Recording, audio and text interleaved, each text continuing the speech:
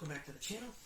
I'm Alice, and this is Alice's Never-Ending Stories.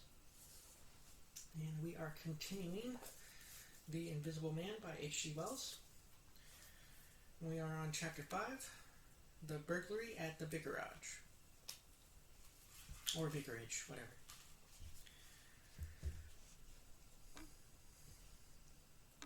The facts of the burglary at the Vicarage came to us chiefly through the medium of the vicar and his wife. It occurred in the small hours of Whit Monday,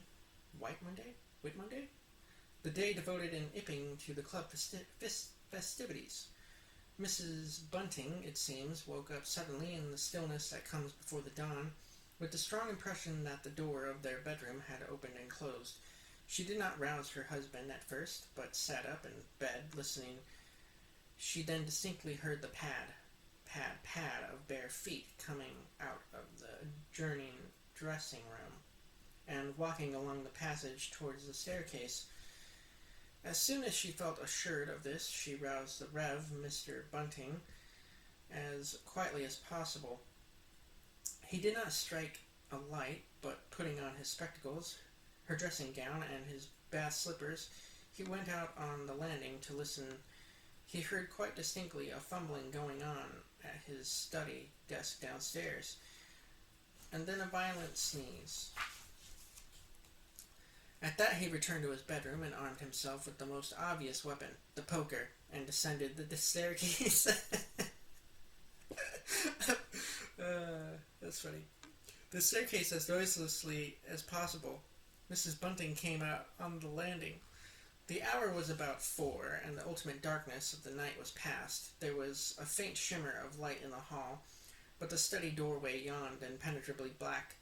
Everything was still except the faint creaking of the stairs under Mr. Bunting's tread, and the slight movements in the study. Then something snapped. The drawer was opened, and there was a rustle of papers. Then came an imprecation, and a match was struck, and the study was flooded with yellow light. Mr. Bunting was now in the hall, and through the crack of the door he could see the desk and the open drawer and a candle burning on the desk, but the robber he could not see.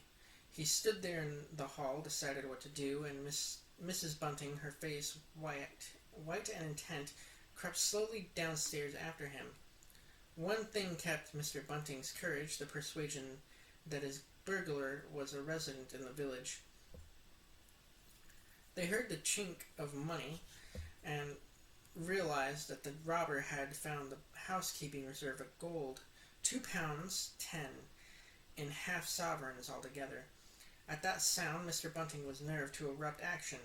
Gripping the poker firmly, he rushed into the room, closely followed by Mrs. Bunting. "Surrender!" cried Mr. Bunting fiercely, and then stooped amazed. Apparently the room was perfectly empty.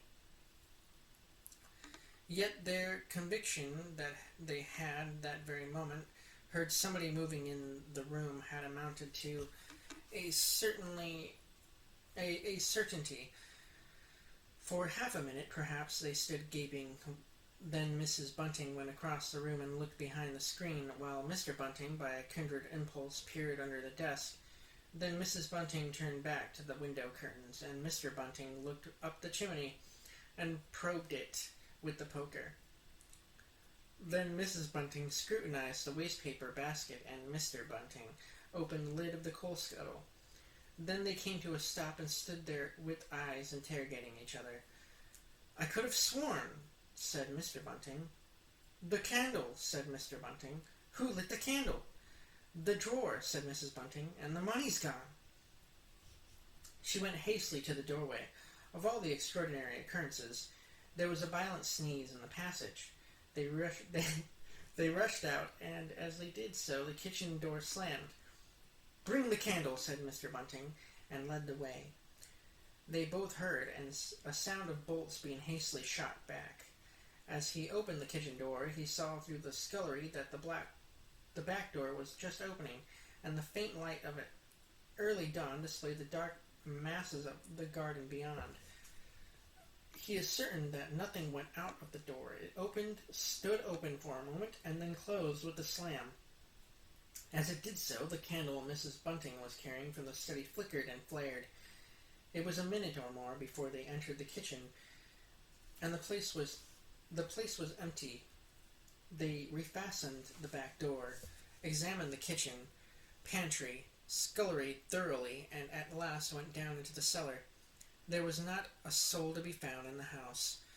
Search as they would, daylight found the vicar and his wife, a quaintly costumed little couple, still marvelling about on their own ground floor by the unnecessary light of a guttering candle.